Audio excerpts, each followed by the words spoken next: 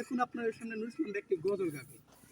এখন আমরা সবাই মিলে চলে আসলাম নুরুল ইসলাম ভাইয়ের কাছে। আমরা নুরুল ইসলাম ভাইয়ের কাছ থেকে কিছু শুনতে চাই, আপনি আমার একটু লাইন গজল কিনা একটা কোরআন তেলাওয়াত। নুরুল ইসলাম ভাই, নুরুল ইসলাম ভাই কথা শোনেন। পরের জায়গা পরের জমিন ঘর বানাইয়া আমি রই, আমি তো সেই ঘরের মালিক নই।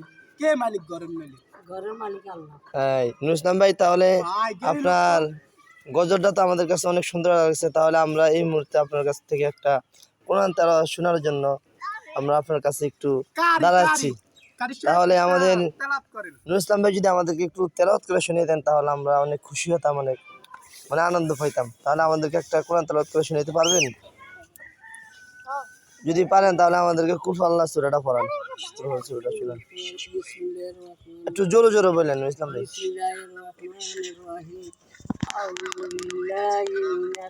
নুরুল ইসলাম ভাইকে তো দেয়া যায় না। হ্যাঁ।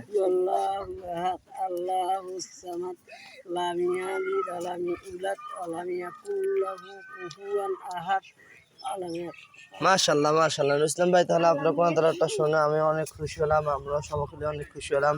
তাহলে নুরুল ইসলাম ভাই এখন ওঠেন, ও লঙ্গু দিবেন। তাহলে নুরুল ইসলাম ভাই আমরা আসতে পারি। আসসালামু আলাইকুম।